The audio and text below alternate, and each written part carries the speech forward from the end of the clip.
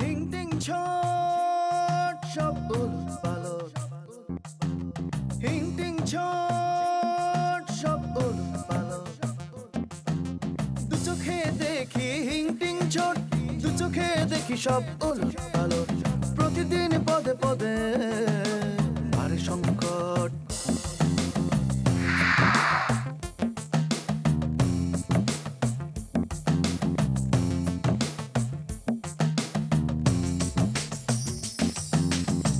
শুরু আছে শেষ নাই, কাহিনীর রেশ নাই।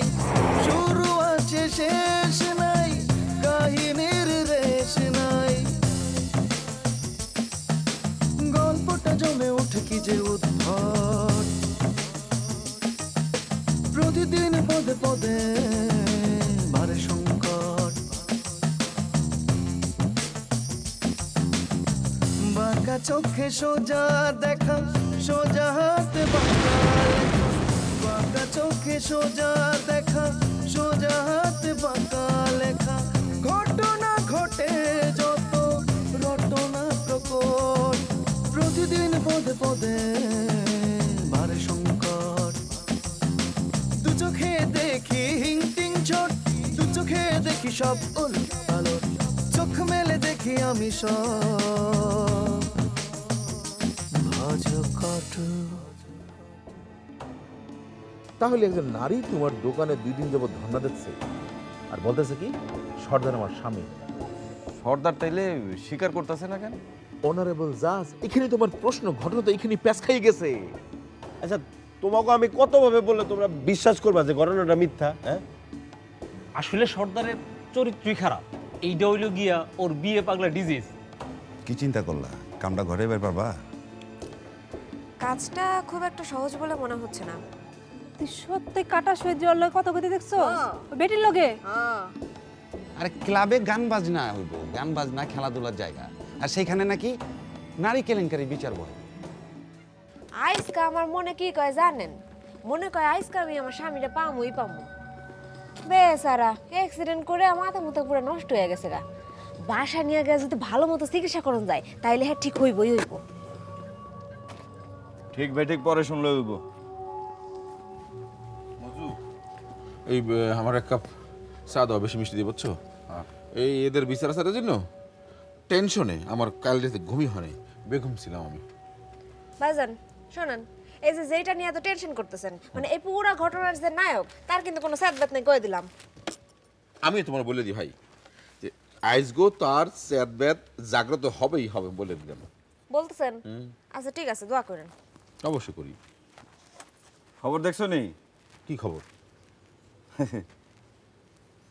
কাটা শহীদ কালকে আইয়া হাত পাউছিরা মেলা লম্বা লম্বা কথা কয়ে গেছে। আর আইজ কি হয়েছে বলো, চুপ করে গেলে কেন? পরিশোন, গতকাল রাত 10টায় কুখ্যাত সন্ত্রাসী কাটা শহীদ ও তার এক সহযোগী গ্রেপ্তার। ঘটনার বিবরণীতে প্রকাশ, এই গোপীবাগ প্রথম লেনে এক নির্মাণাধীন বাড়িতে এই চাঁদাবাজি করতে গিয়ে সন্ত্রাসী কাজ সংগঠিত করে এবং ওই মুহূর্তে পুলিশ তাহাদেরকে অস্ত্রশস্ত্র সহ হাতে নাতে গ্রেপ্তার করে।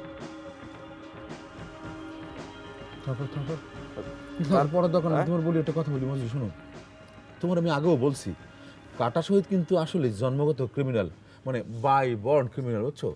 আমি তোমারও বলি বোন বোন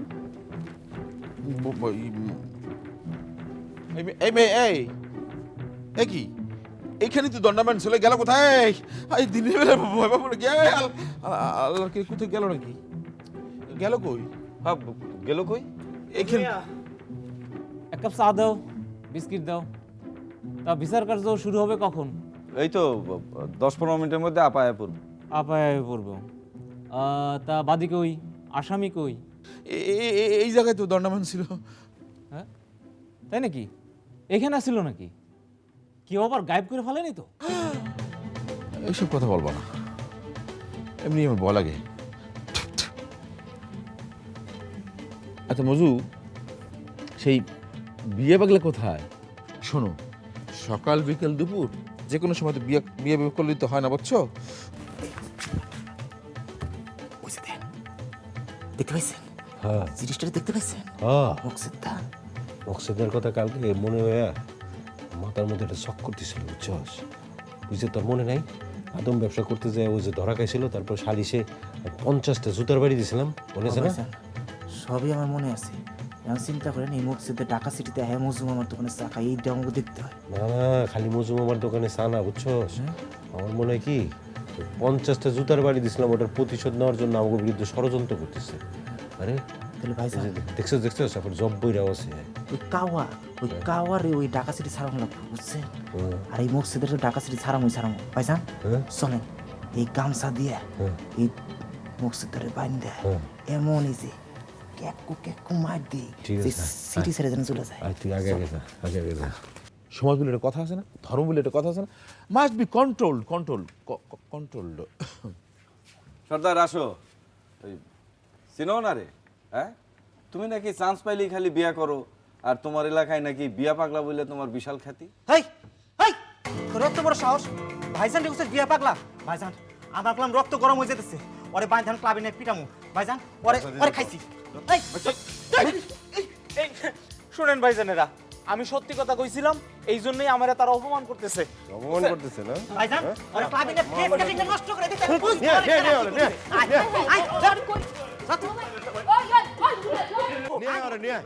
অনেকদিনকে আমাকে একদিন মান ঢাকা শহরে আইসা তুই ইয়ে শুরু করছস না? ওই আমার খুব নিকটাত্মীয়, ওরে ছাইড়া দাও। আপনি কেডা? আপনি ম্যাজিস্ট্রেট নাকি যে আপনার কথা ওরে ছেড়ে দেবো? আমি কইলাম চিত্তা গেলে তোকে খবর আছে। ওই আমার নিকটাত্মীয় মানে হইতেছে কি আমার নন্দের আপন ফুফাতো বোনের জামাই। ওই খারা বুলেট খারান আপনার আত্মীয় না? খাইলে তো আর মায়ের আরো বেশি বেড়ে গেল না। শোনেন, ওই যে আপনার এক ভাই আছিল না, আপনার এক ভাই তো আমাকে জাল টাকায় ফাঁসায়া হ্যান্ডকাপ পরাইছিল, ওর আজকে ক্ষমা নাই। বুলেট ভিতরে নিয়ে চল, দরজা বন্ধ কর। কি হইব এখন? আমার সাথে দিয়া পোলাকে ধরে নিয়ে গেল। বকুলি রে, ও মুকুলি ফুলকলি, কই তোরা কেরাতের ড্রেস? হাই কেন তোরা কেরাতিটা শিখলাম না? কি হইছে এখন? ওই ছাড়না রে। হাই বকুলি রে, ও বকুলি।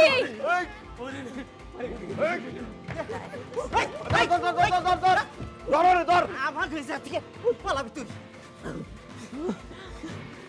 আর মারিস না ভাই, মারি খেতে খেতে মরে যাবো, আমার জায়গা দে ভাই। শোন তুই যতক্ষণ পর্যন্ত সত্য কথা না কবি কন্টিনিউয়াস মার চলবো, কন্টিনিউয়াস ক। তুই গোবর কান্দা থেকে এই ঢাকা পর্যন্ত আমাকে জ্বালা খাইতেছস। তুই শত্রু আমাকে, ওর মায়ের মাপ নাই, তোর আজকে বাসা নাই। ওই মকসেদ উপরে খারা। মকসেদ রে, তোর কি খাইতে মন চায় কত ভাই? ক কি খেতে মন চায়? তোরা কি বেকু বুঝছস? এই মায়ের মধ্যে মানুষ ভাত খায়। হ্যাঁ তুই সত্যি করে একটা কথা কই, কি? সকালে নাস্তা করি নাই, বললে একটু নাস্তা দে। ওই খারা ওই তুই ঢাকা শহরে আইছিস কে? হ্যাঁ, ওখান থেকে তুই ঢাকা শহরে আইছিস কে? এই কথা ক, আগে এই কথা ক। তুই কমুনা কবি না? ওর মায়ের তারও বেশি বানাইছে। গোবর কান্দা তুই ঢাকা, তুমি আইছো আমাকে নে সত্যি করতে। কইতেছি আগে আমারে পাবলিকের কাছে নিয়ে যা। আমি বেবাক কথা পাবলিকের সামনে খুলে কমু, তা করে বুঝাই কমু। আমারে পাবলিকের সামনে লয়ে চল। মায়ের বেশি খাইলে শরীর দুর্বল গেলে আর কথা কইতে পারবো না। ও এটা তো ঠিক কথা কইছ। শোন, তোরা কিন্তু পাবলিকের কাছে নিয়ে যেতেছি। হ্যাঁ, পাবলিকের কাছে যদি উল্টা পাল্টা কোনো কথা কস তাহলে কিন্তু গণদোলায় তোর জান শেষ। বুঝছস? নিয়ে পাবলিকের কাছে নিয়ে যাই। আয় ওরে নিয়ে।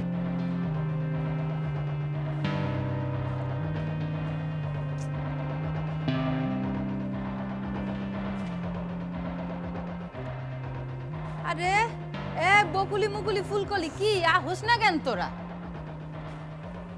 আরে চিৎকার করে ডাকতেছো কেন? আমরা রেডি। সোর পালনের পর আইছে আমার চকিদার বইনেরা এখন আইছে। তুমি তো কইলা ড্রেস পাতি পইরাইতে, এর লাগি তো রেডি হয়ে এলাম। তৎক্ষণে যে আমার মকসদে মাইরা যে শোয়া দিছে, হ্যাঁ আইছে। এইরকম ডাক্তার আমার লাগবো না, বুঝছো না? রুগী মরে যাওয়ার পর ডাক্তারের কোনো দরকার নাই আমার। আরে রুগী মরবো না, বুঝছো? আমরা লয় করে ফার্স্ট এড বক্স লয়ে যাইতাছি। এই যা তো বাক্সটা লয়ে। হ্যাঁ ফার্স্ট এড বক্স হেটা দিয়া কি ওই সর্দার আর বুলেটের কি বাস টলানি দেওয়া যাবে নাকি সেইটা আগে ক বাস ডলন দেওয়া যাইব না, তবে মুখছেদ্রের প্রাথমিক চিকিৎসা দেওয়া যাব। তারপরে যদি তার কন্ডিশন খারাপ হয় তখন তার হাসপাতালে নিতে হইব। হাসপাতাল পর্যন্ত নিতে হইব? তাও সর্দারে কিছু করণ যাইব না? আরে ফার্স্ট এড বক্স দিয়ে কি কারো ক্ষতিকরণ ঠিক? তোগো মানে তোগো তামসা দেখে না আমি একটু আজও হয়ে গেলাম। পোলাটারে মাইরা শোয়া দিল। তারপরে তোরা এটা কইতাছস? যা যা যা, তোগরে আমার লাগবো না, যা তোগরে আমি সাসপেন্ড করলাম।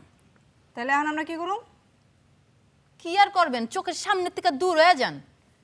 আমার 3টা বইন হইছে, হ্যাঁ, তাগরে আমি পাল্টাছি, খাওয়াইতাছি, আবার ট্রেনিংও করাইতাছি। তা আমার বিপদের সময় মানে তাগরে আমি পাই না। বন্ধুর কোনো পরিচয় দিলে না তোমরা। সময় তো আর পার হয়ে যায় নাই, কি করতে হইব কও, আমরা করি। মাইক দিতে হইব। ঠিক আছে, এই তোমরা রেডি? রেডি।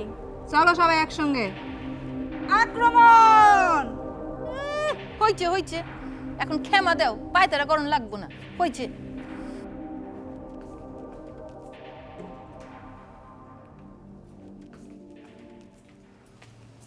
মধু ভাই, সে ভিকটিমটা কই? জি আপা আসিল তো, এখন তো দেখতাছি না।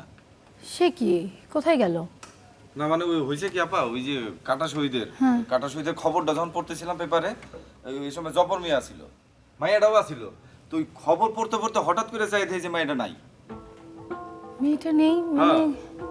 ও আপা এদিকে তো আবার আর একটা ঘটনা ঘটছে, সেটা হইতেছে কি ওই যে মোকসে ওই বুলেটার সর্দার গুদাসের যে পোলাটা আমার এই জায়গায় আইতো, আজকে ওই জায়গায় আইছিল, এর মধ্যে আবার বুলেটার সর্দার আইছে। তা আমি ওরে কইলাম যে চিনো নাকি, ওরা চিনলো, তারপরে কি কথা কইতে কইতে অগো দুইটা লয়ে গেল ক্লাবের দিকে।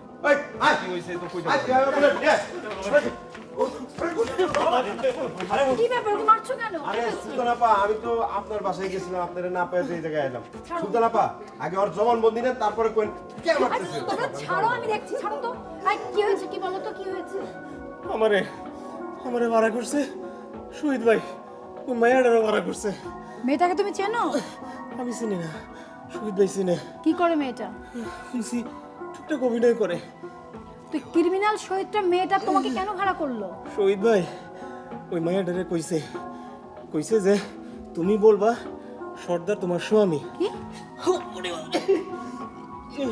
আর আমারে কইছে যে তুই মহল্লায় রড়াইয়া দিবি। এই সর্দার বিয়ে পাগল। কি সাংঘাতিক!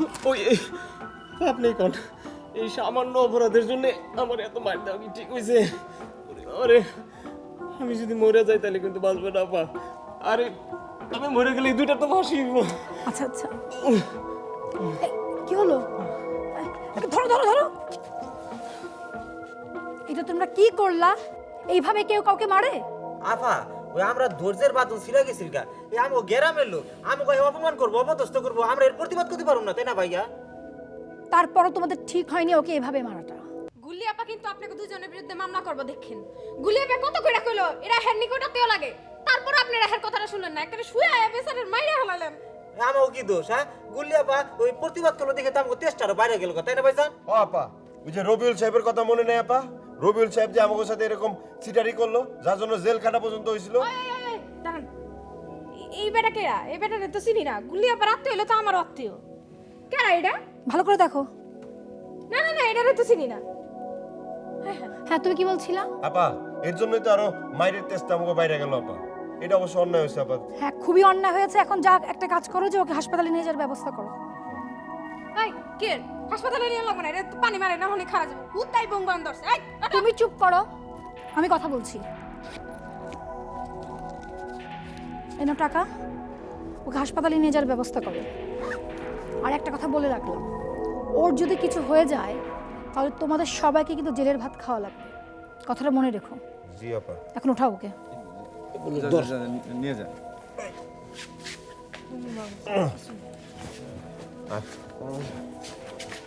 কি হলো বলো তো? না আপা ঠিক হয়েছে।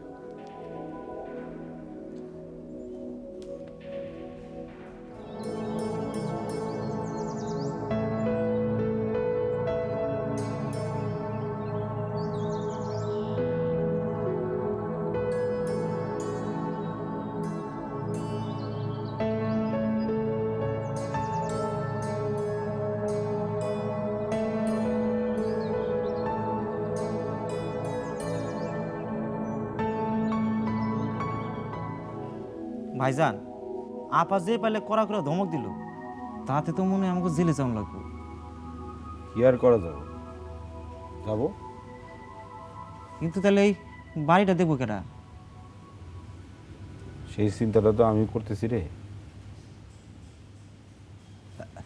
ভাইজান এক কাজ করলে কেমন হয়, পুলিশ যখন আমাকে দুজনে ধরতে আইব তখন আমি কমু যে সব দোষ আমার, তখন পুলিশ আমার জেলে লয়ে যাব, আপনি তো আর ধরবো না, তখন আপনি বাড়িটা দেখলেন। আপনি তো আবার রাইতে একলা বাড়িতে থাকলে ডরান। না না, সেটা কোনো বিষয় না। বিষয় হচ্ছে আমি বাইরে থাকুম, তুই জেলখানায় থাক। এতটা স্বার্থপর তুই আমার কি করে ভাবলি? তার সে তুই বাড়িতে থাক, আমি জেলখানায় থাক। এত বড় বাড়িতে আমরা একলা থাকতে কোনো অসুবিধা নেই, আমি কেউ ডরাই না। কিন্তু ভাইজান আমি ওগুলো এত স্বার্থপর না। আচ্ছা ভাইজান, টস করলে কেমন হয়? আইন আমরা একটা টস করি, মানে ওই টস করলে পরে যার নাম উঠবো এই জেলে যাব, কোনো অসুবিধা নাই।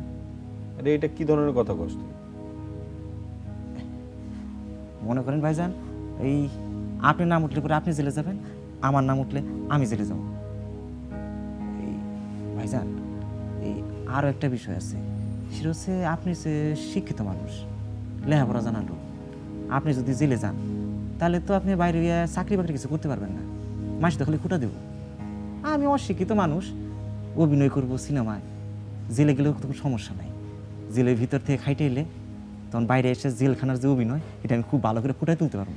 এই যে সর্দার সাহেব, আপনার মহান কীর্তিকাণ্ড দেখে তো সাইড দিকের লোকজন একদম ধন্য ধন্য করতেছে। ধন্য ধন্য করবই তো, দুষ্টের দমন মায়ের প্রয়োজন। কত বড় বুকের পাটা, আপনার কই বিয়া পাগলা? কি সাংঘাতিক কথা। আচ্ছা আপনারা একটা কথা বলেন তো, এর মাঝখানে আপনি কয়টা বিয়ে করছেন? আরে ঠাট্টা রাখো, দেও না, রেডিমেড বউ নিয়ে হাজির করছে। শুনছি বউটা নাকি খুব সুন্দরী, কিন্তু সেটা তো কথা না, কথা হচ্ছে কে বা কেন তো এই নাটকটা করছে সেটাকে কিছু অনুমান করতে পারেন? আমার মনে হয় গুল্লিয়া পাই চালবাজি ষড়যন্ত্রের সাথে জড়িত। আরে না, এর সাথে আরো বড় কেউ জড়িত। আর এই যে টার্গেট আমি না। আরে আমার ঢাল নাই, তরোয়াল নাই, আমি নিধিরাম সর্দার, আমারে টার্গেট করবো কি? হ্যাঁ, রাইট, এই চিন্তাটা অবশ্য আমিও করছি। আরে আপনার জন্য একটা সুন্দরী মেয়ে পাড়ার মধ্যে এসে কান্নাকাটি করতেছে, অথচ আপনি তারা চেনেন না, এটা কোনো কথা হইলো? কিন্তু দেখেন ঠিক সময় মতো মেয়েটা পালায় গেছে, তার মানে এই ধরনের কাজের জন্য মেয়েটার আগে থেকে ট্রেনিং আছে। মুখ সে তো কইলো শহীদ জড়িত। শহীদ জড়িত এটা ঠিক, কিন্তু শহীদের পিছনে আরো লোক আছে। আর যে কইলাম যে টার্গেট শুধু আমি না, টার্গেট হতেছে খান মিলা। অতএব সাবধান কিন্তু কেয়ারটেকার সাহেব। এইটা আপনি কি করলেন? একটা মানুষের এইভাবে কেউ মারে? আরে তুমি জানো না ওর সম্বন্ধে বকুলি, ও হইতেছে একটা খারা 2 নাম্বার হারে হারামজাদা। জানো গ্রামের অনেক মানুষকে ঠকাইছে। আর এই যে গ্রামে ওর নিয়ে সালিশ হয়েছিল, সালিশ হওয়ার পরে আমি ওরে সেরাসুটি দিয়ে 50টা গা মারছিলাম। আপনার গ্রামে আগে আপনি কি করছেন সেটা আমার জানার কোনো দরকার নাই, আপনি এখন এটা কি কাজ করলেন? আমি এখন কি করলাম মানে? আরে এই মোকসেদ হ্যাঁ, মোকসেদ একটা মেয়ে মানুষ চাই না আমার 2 নাম্বার বউ বানাইলো। হ্যাঁ, আমারে বললো যে আমি একজন বিয়া পাগল মানুষ, তাও তার কোনো অন্যায় হয় নাই না? তুমি কার কোনো অন্যায় দেখতেছো না? এটা অনেক বড় অন্যায়, অনেক বড় অন্যায়। কিন্তু এই অন্যায়ের জন্য মজু ভাই, সুলতান আপা, ক্লাবের লোকজন তো ছিল।